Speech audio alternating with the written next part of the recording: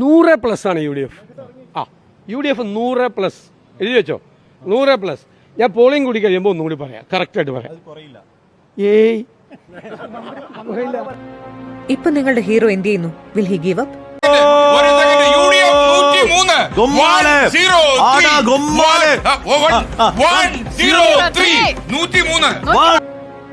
മുറിവേറ്റ സിംഹത്തിന്റെ ശ്വാസം ഗർജനത്തെക്കാൾ ഭയങ്കരമായിരുന്നു. ഇനി LDF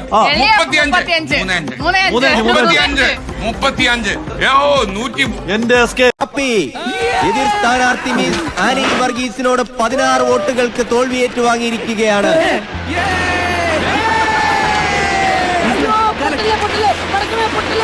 എന്തൊക്കെയാണെന്നറിയോ? 140 മണ്ഡലങ്ങളിൽ 103 UDF മണ്ഡലങ്ങൾ.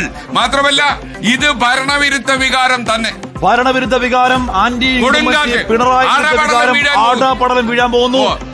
ആ തണ്ടി RDPയുടെ തൊലി ഇരിക്കുകയാണ് ഉത്തമ. സഹിക്കല്ലാതെ എന്ത് ചെയ്യാ? ജനങ്ങൾ വിധി എഴുതും. അല്ലേ? എന്നാലും നന്നായി. അല്പം മുമ്പുള്ള ദൃശ്യമാണോ സംശയമുണ്ട് എനിക്ക്. എന്തായാലും ഇതൊക്കെയാണ് തിരിച്ചുവരവ്. തിരിച്ചുവരികയാണെങ്കിൽ ഇങ്ങനെ വരണം. 103 സീറ്റ്, 100-ലധികം സീറ്റ് നേടി അധികാരത്തിലേക്ക് തിരിച്ചു വരികയാണ്. കഴിഞ്ഞ 10 വർഷം അധികാരത്തിൽ നിന്ന് മാറി നിന്നൊരു കക്ഷി. എന്താ ഉത്തമ ജനങ്ങൾ നമ്മളോട് ഇങ്ങനെ പെരുമാറിയത്?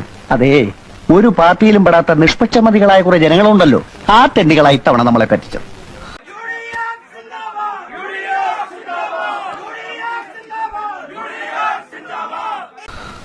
നമ്മുടെ ഗവൺമെന്റ് എന്തൊക്കെ ജനങ്ങൾക്ക് കൊടുത്തു. കൂടുതലും വാഗ്ദാനങ്ങളാ കൊടുത്തത്.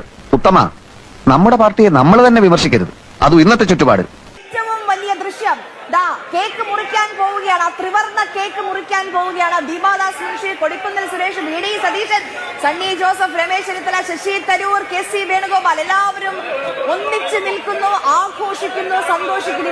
ഇത് അവരുടെ ദിവസമാണ്. ഇന്ന് അവരുടെ ദിവസമാണ്.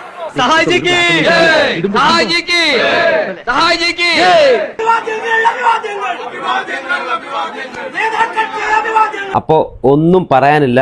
കേരള ജനത തീരുമാനിച്ചു, അത് നടപ്പിലാക്കി. ഞാൻ ആലോചിച്ചപ്പോ ഒരു കാര്യം തോന്നിപ്പോവാണ്. എന്തേ? ജനങ്ങൾ സമ്പൂർണ്ണ സാക്ഷരത നേടിയതാണ് നമുക്കടിയായത്. എങ്ങനെ? സാക്ഷരത നേടിയപ്പോ ജനങ്ങൾക്ക് വിവരം വന്നല്ലോ. അതുകൊണ്ടാണോ ഇത്തവണ അവർ നമുക്ക് വോട്ട് ചെയ്യാത്തത് എന്നാണ് എന്റെ സംശയം. അത് ശരിയാ, ജനങ്ങൾക്ക് നല്ല ബുദ്ധി വന്നാ പിന്നെ അവരെല്ലാ പാർട്ടിക്കാരെയും കല്ലെറിഞ്ഞ് കൊല്ലാനിടയുണ്ട്. അങ്ങനെ പവനായി ശവമായി എന്തൊക്കെ ബഹളമായിരുന്നു. മലപ്പുറം കത്തി, മെഷീൻ ഗണ്ണ്, ബോംബ്, ഒലക്കര മൂട്.